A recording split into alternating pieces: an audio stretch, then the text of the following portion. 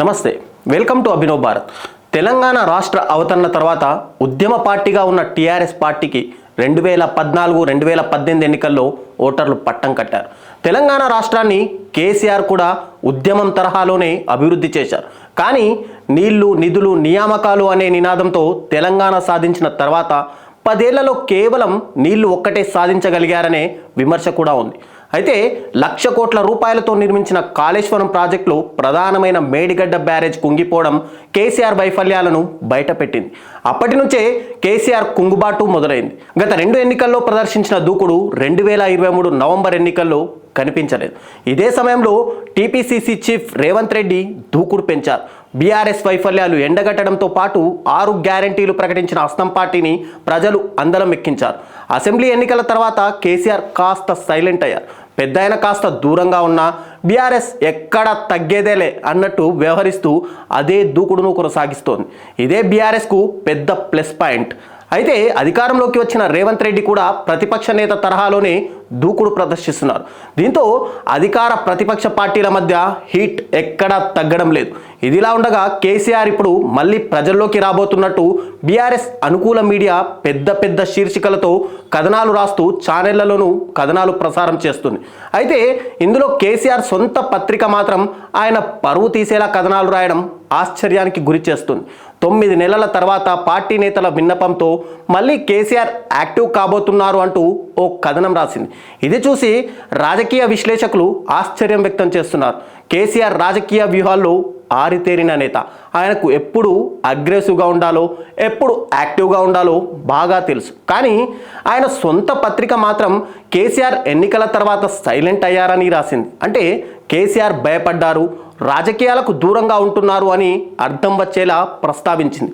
అంతేకాదు పార్టీ నేతలు కాంగ్రెస్ పాలనలో ఇబ్బంది పడుతున్నారు, వాళ్ళు వచ్చి పార్టీని కాపాడాలి అని వేడుకుంటేనే కేసీఆర్ మళ్ళీ పొలిటికల్గా యాక్టివ్ అవుతున్నారని పేర్కొంది. కేసీఆర్కు ఎవరో చెబితే కానీ పార్టీ పరిస్థితి తెలియంది కాదు. కేసీఆర్ మౌనం వెనుక పెద్ద వ్యూహమే ఉంటుంది.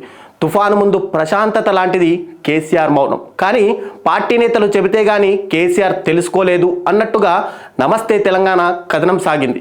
ఇది రాజకీయ విశ్లేషకులను, కేసీఆర్ను మొదటి నుంచి గమనిస్తున్న వారిని ఆశ్చర్యానికి గురి చేస్తుంది. ఇలాంటి కథనాలు కేసీఆర్కు ఎలాంటి లాభం చేకూర్చకపోగా ఉన్న పరువు తీస్తాయని రాజకీయ విశ్లేషకులు పేర్కొంటున్నారు.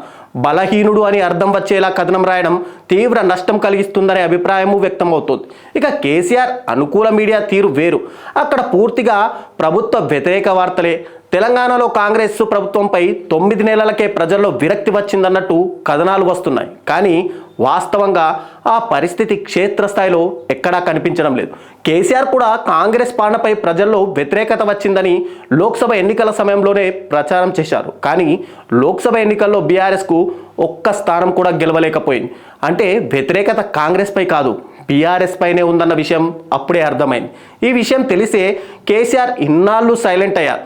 వర్కింగ్ ప్రెసిడెంట్ కేటీఆర్, మాజీ మంత్రి హరీష్ రావుతో పాటు మరికొంతమంది నేతలు ప్రజా సమస్యలపై నిరంతరం పోరాటం చేస్తున్నారు. ప్రతిపక్ష పాత్ర గట్టిగానే పోషిస్తున్నారు. తెలంగాణలో బలమైన ప్రతిపక్షం ఉండడం ఆహ్వానించదగిన పరిణామం. ఈ నేపథ్యంలో తన కూతురు కవిత జైలు నుంచి వచ్చిన తర్వాత కేసీఆర్ ప్రజాక్షేత్రంలోకి వెళ్ళాలని భావిస్తున్నట్టు వార్తలు బయటకు వచ్చాయి. ఇది మంచి పరిణామమే. కానీ ప్రభుత్వంపై వ్యతిరేకత లేకపోతే కేసీఆర్ జనంలోకి వచ్చిన పెద్దగా ప్రయోజనం ఉండదనే వాదన కూడా రాష్ట్ర వ్యాప్తంగా వినిపిస్తోంది. నాయకులారా, మీ పనితనం మీ అధినాయకులకు తెలియజేయాలనుకుంటున్నారు. ప్రజలారా, మీ సమస్యలను మీ నాయకులకు తెలియజేయాలనుకుంటున్నారు. ప్రజా సమస్యల పరిష్కార వేదిక మీ అభినవ్ భారత్.